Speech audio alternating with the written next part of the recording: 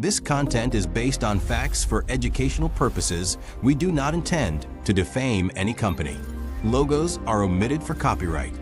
You know, we invite them into our most private spaces, our living rooms, our front doors, even our floors. We call them smart devices, but what if the smartest thing they do is watch us? Turns out the very technology we pay for, that we welcome into our homes, is monitoring us way more closely than you could ever imagine. We've literally paid to wiretap ourselves. Okay, so let's just dive right in with a quote that really sets the stage. In late 2024, the Attorney General of Texas used these exact words, an uninvited, invisible digital invader, to describe the tech inside millions of smart TVs. Now, this isn't just some privacy advocate talking. This is a top state official basically framing our entertainment devices as straight-up surveillance tools. So let's start with the centerpiece of most living rooms, right? The smart TV. We think we're just watching it, but trust me, it is absolutely watching us back. We're going to break down the hidden tech that makes this all possible. At the very heart of this is a technology called Automated Content Recognition, or ACR. The easiest way to think about it is like Shazam, but for your television. And here's the key difference. Unlike Shazam, which you have to actively turn on, ACR is just always on, running in the background, identifying everything, and I mean everything, that flashes across your screen to build this incredibly detailed picture of who you are. So how does this actually work? Well, it's kind of a two-pronged approach. First, you've got audio fingerprinting. It's grabbing thousands of sound snapshots every single second. At the same time, video fingerprinting is doing the same thing for the pixels on your screen. These unique fingerprints are then beamed out to some server somewhere, matched against a giant database and logged. It knows exactly what show you're watching, what ad you just saw, and precisely what scene you're on, down to the second. It's wild. But here's what's truly mind-blowing: the sheer scope of this tracking. This isn't just about what you watch on Netflix through the TV's built-in app. No. The Federal Trade Commission found that ACR tracks content from any source. We're talking about your cable box, your gaming console, even old Blu-ray players. Plug your laptop in with an HDMI cable, it's tracking that. Screencast something from your phone, it's tracking that too. If it appears on the screen, it is being cataloged. And look, this isn't just some theoretical problem. That quote we started with, it wasn't just talk. It was the opening shot in a massive legal fight. In December 2024, Texas actually sued the giants of the TV world, Samsung, Sony, LG, and huge manufacturers like TCL and Hisense. And the charge? Unlawful surveillance of their own customers. Okay, so let's see how this network grows, because this surveillance web stretches beyond just advertisers and goes right to our front door. And in this case, the data isn't just being sold, sometimes law enforcement comes asking for it. So, in early 2024, Ring made a pretty big and honestly a welcome privacy change. They got rid of the tool that let police easily ask users for their doorbell footage. That's the good news. But you gotta read the fine print. There are still huge exceptions. Police can still get your footage with a warrant, a subpoena, or, and this is the big one, in emergency situations, which, by the way, Ring gets to define on its own terms. So how often does that emergency exception actually get used? Well, when a US senator put the question to Amazon, they admitted it happened 11 times in just a 7-month period in 2022. That's 11 times Ring handed over user footage to the police without a warrant and without user consent. The company might call that rare, but the point is, it happens. All right, let's pivot to another device we all invited inside our homes, the robot vacuum.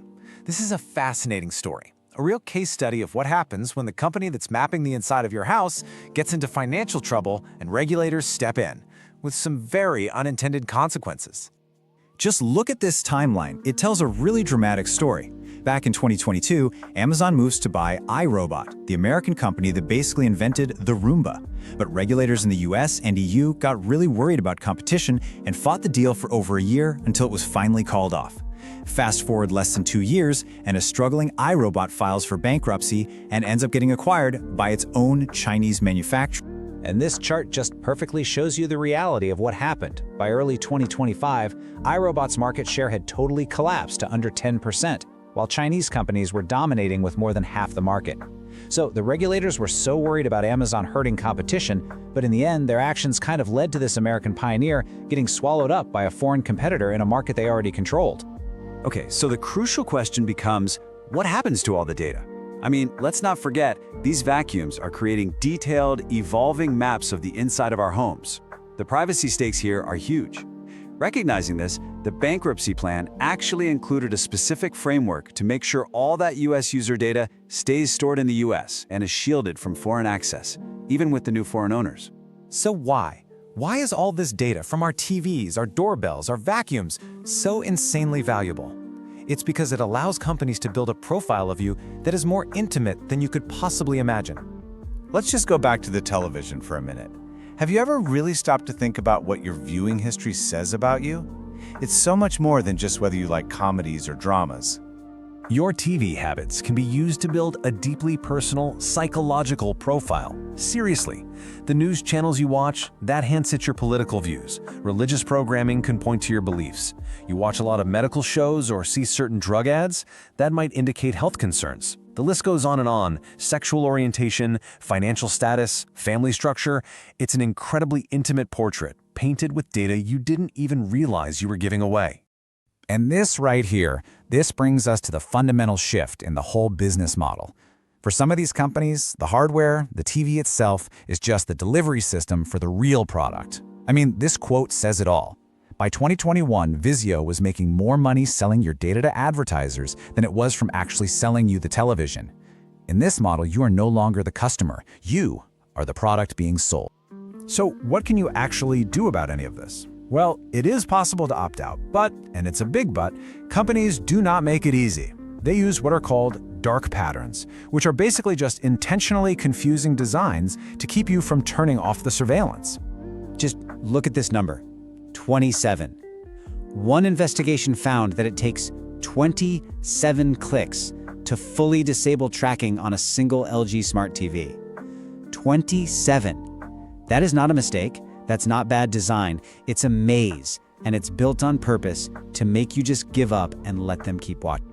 And this is basically what that maze looks like. And this is a simplified version. You have to hunt through settings, find these obscurely named menus like Viewing Information Agreement, and then you have to find separate toggles for different kinds of tracking and turn each one of them off. They are banking on the fact that most of us will either not know these settings exist or just won't have the patience to get through the labyrinth. Which really leaves us with this final thought. We buy these products for their smart features, right? For the convenience, for the connectivity. But as we've seen, those exact same features are often used to turn us into a commodity. And it forces us to ask a really fundamental question about the technology we bring into our homes. When the product is smart, are you still the one being served?